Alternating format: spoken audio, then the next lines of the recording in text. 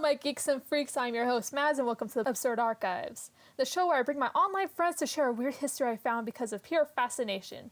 Let's give a warm welcome to our guests, MiaDeLuna and Jonathan the ITGuy. Now, without further ado, welcome to the show. So here's the starting question for you guys. What do you think of Australia? You know, with the spiders, the wildlife, all that stuff. Okay, listen, I don't like spiders. I'm not a big fan of spiders. Then what do you think of the wildlife? You mean how everything over there has the possibility of murdering me just by looking at me? I'm good. They actually do have the top 3 world's most poisonous snakes is actually in Australia, so... Damn. Oh, okay. Oh, all 3 of them. All of my Australian friends, I'm sorry. I'm not coming to visit. Okay, kangaroos are pretty cool. Okay, kangaroos are bitching, but also a kangaroo will slap you in the face and then not give a fuck about you. They actually won't. Have you ever seen how fucking ripped kangaroos are? Yes. You're not wrong. So ripped. So think of the time as 1918 and World War I just ended. 300,000 Australians were done with the war and were being shipped back home. However, during their deployment, life went on, and their jobs were filled by men and women while World War I proceeded. So when they came back, what did the government think to do with them? So on to our first question of the day. What did the government do to help the veterans? A, make them be farmers. B, deport them. Or C, let them job hunt on their own. So you guys have to, it's ABC question, choose which one is like the most likely. I'm going to have to say farmers because like Australia does have a lot of land. And if they're gonna like rebuild after World War I, then they gotta rebuild the infrastructure. So I'm gonna say farmers. And John, what do you think? I'm also leaning more towards farmers because I mean you gotta have crops to survive and stuff like exactly. that. Exactly. I feel like farming isn't that like popular of a job, so it makes sense that the government just and also. Them. On top of that, an army marches on its stomach. And so if they don't have the ability to feed any future armies, like Australia is not going to war anywhere. They got that's infrastructure. They got to put that in place. That is true. That's a good point. Well, both you guys are correct. The government made them farmers. So the government decided to move them to the Western Territories to tend to the land. It will get the soldiers back on their feet, but also help the country with their farming and agriculture. However, during 1929, the Great Depression was sweeping across the globe, so, bad. These vets and farmers were encouraged to increase their wheat crops, with the government promising and failing to deliver assistance in the form of subsidy. Also, Australia's farming situation is terrible because, the soil has fertility issues because, it's mostly dirt. By then, in October 1932, the situation intensified, with the farmers preparing to harvest the season's crop while simultaneously threatening to refuse to deliver the wheat. So, an uprising in the farmer population. The price of wheat kept falling and it pissed everyone off. So, bad. Because, it's the Great Depression. So, yeah, everyone is crashing out. Nobody is getting anything. So, what do you guys think so far? The fact that I know, like, a little bit of what is happening next, I'm very confused as to how the fuck we're gonna get there.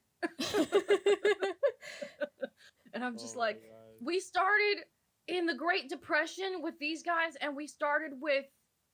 And then we move on to birds. Well, then suddenly there are emus. A huge migration of emus, actually. So they could travel up to 45 miles per hour, stand around 5 to 6 feet tall. They are bulky at 88 to 120 labels. So yeah, they trample anything, including fences that kept out their wildlife. However, during the time of the breeding season in the migration in 1932, things took a turn for the worse. The farmers were overwhelmed by the swarms of emus coming at them. So, now to our second question, how many were there? I'm gonna say a lot. No, like in thousands, like how many? Oh my god, Should we guess? I'm gonna say 500,000 emus. Okay, that's a good one. What about you, John? I'm leaning more towards, I'm thinking 1 million. A million? I wouldn't put it past it. So I love how we're going with 500,000 and 1 million. I'm gonna lean more towards. I might be wrong, but I'm gonna lean more towards 1 million. Well, both you are wrong. It was actually 20K. Oh. Yeah, we were way off.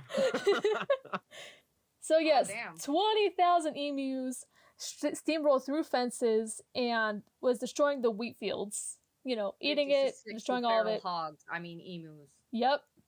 Originally, farmers tried to fight back, but they couldn't, even trying to kill them. However, that did not work. So the farmers turned to the Ministry of Defense.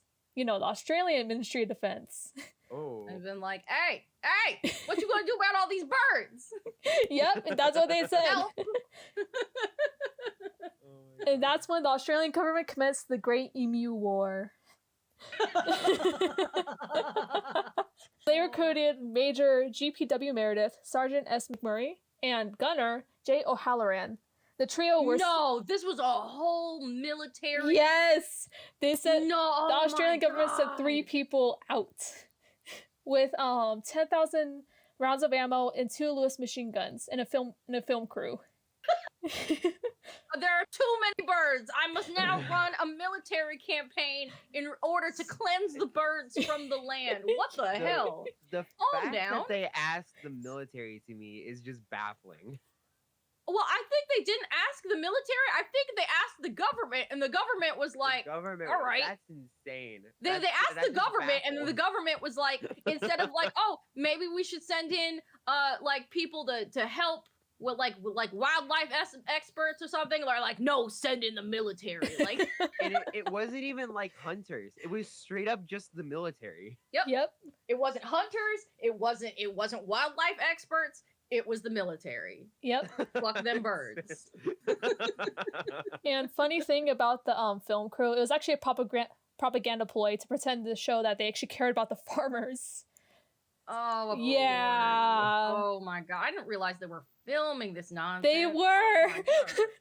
They So were not only crazy. were they just causing the nonsense, but they were filming the nonsense so that there was then evidence of their nonsense. Yes, there Beautiful. was.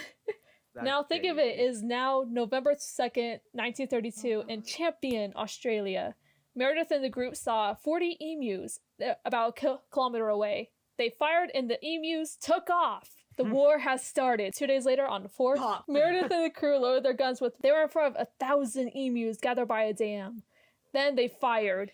O'Halloran managed to bring down only 12 before this gun jammed. Remember, they have 2 guns, by the way. Let me tell you something about emu anatomy. Their feathers are tough. Like, the bullets did a dent to some of them. You see, the toughness of their feathers made them immune to machine gun bullets, even with their speed. So emus beat slowly, and their insides are basically tanking the bullet. So if emus were basically sentient enough to be predators hunting humans, we would be fucked. So what do you think? That's like That's a little over a quarter? No. No. I'm bad at no, math. that's like 1%. That's like A 1%. single percent. That's like 0.2%. Yeah, Like literally. Yeah, no, I'm like I said, I'm bad at math. It's okay. But also I feel like at the same time, so are they. Yep. Oh my goodness, this is getting crazier and crazier. Our trio, they decided to switch tactics and chase after them in a truck, with a gun mounted on the back. I fucking can't with these people. That's a great idea. By the 8th, the trio used 25% of their bullets. They only brought down from 50 to 200 emus. Yep. The rest of the country was hearing about the Emu War and they wanted answers. One politician, A.E. Green, said, quote, "If anyone gets a medal, it should be the emus. They won every round so far," end quote. Oh no, do you want to hear the response? The trio was furious and submitted a report. The media, of course, mocked their efforts in public statements. The media mocked their effort. Yeah. Oh man, I love how it's just like, all right, so we're gonna send in the farmers asked for help. Instead of sending in specialists, we're gonna send in a film crew and the army, and then reporters are gonna be like, "Bitch, what you doing?" Now on to the final question of the day.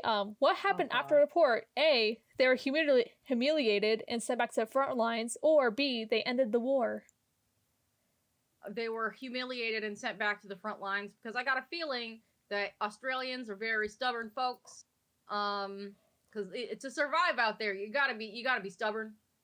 I feel like it's not, they wouldn't have ended it outright. I feel like they're gonna go with a little bit more, what's the word? Embarrassment. Yeah. There's gonna have to be a little bit more embarrassed before they're actually like, you know what? What if we actually what if we didn't do this? Oh my And John, what do you think? I'm also siding with Mia here too. Like I feel like they're just gonna go back and try again. Go back to the front lines. Well, both of you are correct. They were humiliated and sent back to the front lines. Jesus. That's even crazier. Oh my god. After the report, the trio was sent back by the government to finish the job. The second campaign went a Finish the little job. better. Then on December 10th, 1932, the Emu War was called out for good. The final kill count was around 2,500. Some say there might be more or less. The farmers decided to thank their attempt, but they didn't give the government any grain until they were guaranteed a price. So the farmers did not pass over the wheat at all. So wait, I have one yeah. question. That's fair. They basically I- said, you how did a many bad job, we're not emus- giving you the wheat. So, How many emus were there in total? Like roughly? like, how many in total? Like, Yeah. there's You 20,000. said 20,000 only after 2 huge campaigns and only 2,500. That's Yep, hilarious. Afterwards, many abandoned their land for the rest of the 30s. Some who stayed had to deal with the emus.